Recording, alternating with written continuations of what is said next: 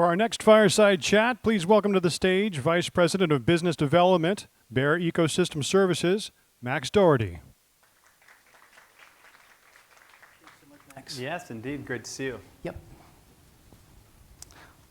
So we're going to shift gears a little bit and go from the world of biopharma to the world of agriculture. So again, I think we're going to take a similar approach and start big picture on this. If you can just sort of give us the 10,000-foot view. What's at stake when we're talking about emissions from our food systems, from agriculture? It's a great place to start because when we take a step back and think about what's really at stake, ultimately society's expectations of food and agriculture are evolving. I mean, we're faced with tackling two of the greatest challenges facing society of our time, food security and climate change. And so the question is, how can we continue to feed a growing planet of 10 billion people by 2050, while at the same time recognizing that how we feed ourselves, agri-food in general, can account for up to a quarter to a third of global greenhouse gas emissions. And so what's at stake is embracing that challenge, Jeff, and ultimately tackling feeding a growing planet while nurturing the environment on which we all rely. And what we're really excited about is that we believe that regenerative agriculture can be a critical solution to doing just that. So break this down for me. What are we talking about with regenerative agriculture, and how does that help us with this emissions problem? Well, regenerative agriculture to us is defined around four principles. The first is, how can we augment the production system such that we continue to make farmers productive and profitable? Secondly, how can we actually mitigate climate change? And then third, how can we restore the rest of the environmental attributes that are associated with the system? And so we at Bayer are advancing technologies, products, and services that can deliver on each of those outcomes: productivity, profitability, climate mitigation, as well as restoring the rest of the ecosystem.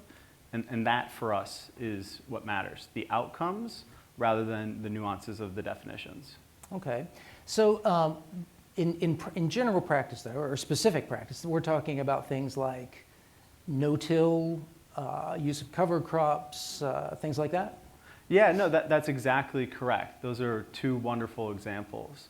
Cover crop and no-till are practices that really, they can help farmers not only over the long term improve the productivity and resilience of their operation, but also by keeping that soil covered throughout the season, actually take carbon from the atmosphere and sequester it into the soil through the plants, as well as the cover crops, as well as the cash crops that they're growing throughout the season, by not disturbing that soil and allowing the carbon to come back out into the atmosphere.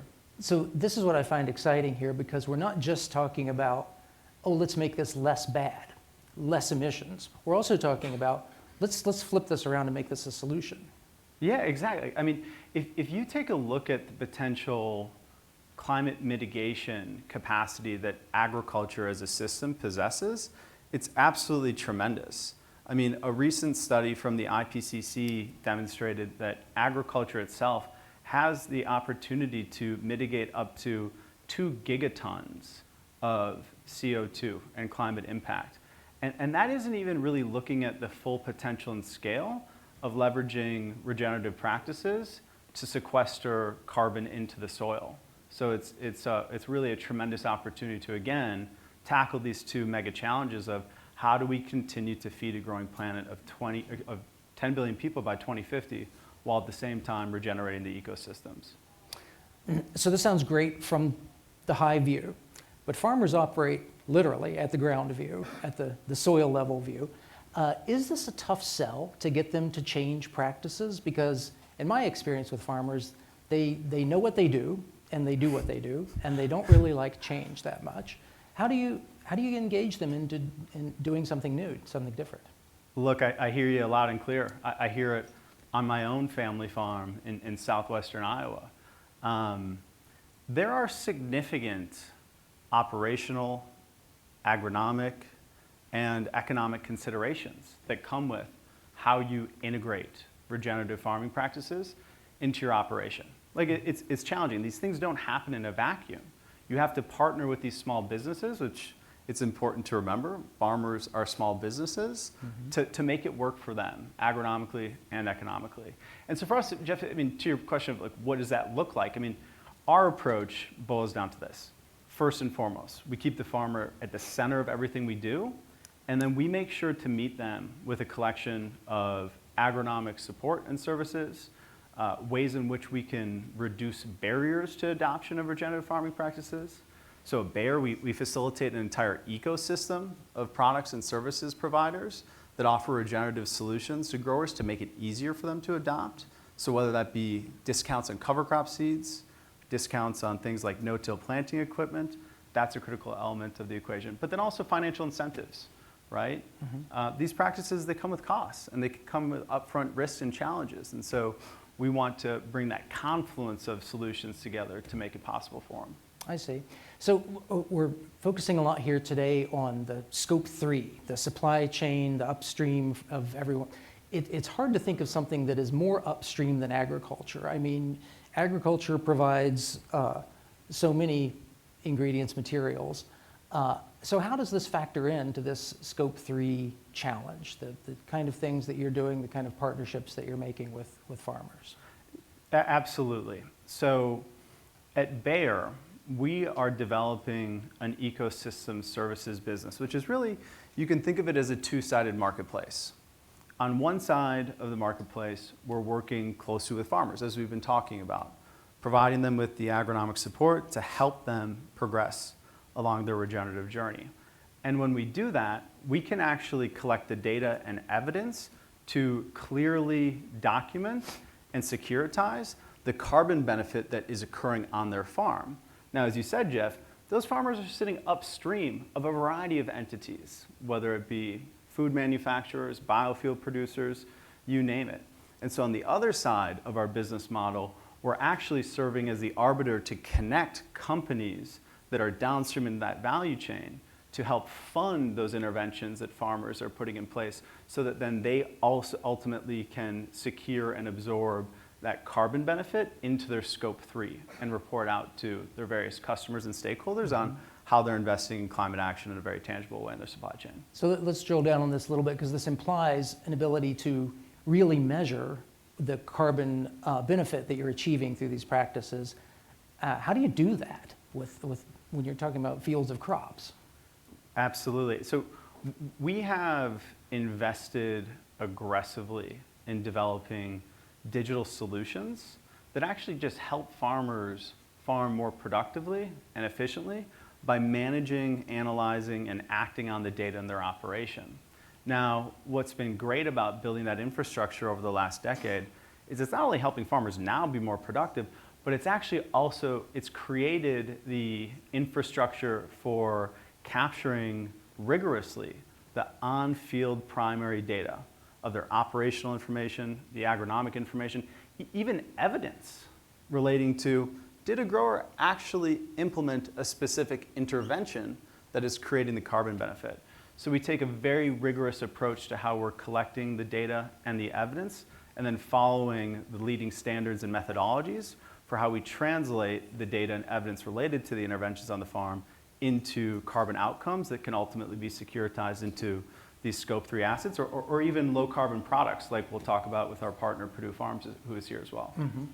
And so this is allows them to participate in carbon markets? Yeah, that's exactly correct. So talk to me a little about the state of carbon markets. We've got about a minute and a half. It's been some people call it a Wild West kind of area, a lot of questions about how we verify the carbon benefits from that people are paying for with their carbon credits. What's your read on the status of that?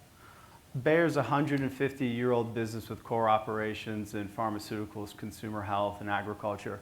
And our reputation, as well as the reputation of our customers, is of utmost importance to us in this space. And so for us, we have been highly involved in making sure that we're collaborating with the leading standard and methodology bodies that I think are really beginning to bring a common language and overall approach to how we approach carbon markets generally. So whether it's in calculations, whether it's in establishing topics like additionality, what if the change occurred? There's, I think, some really important leading work happening in that space right now that we're staying very close to. Because at the end of the day, there needs to be a high level of rigor if there's going to be credibility, and there needs to be credibility if this is ultimately going to be a successful business model.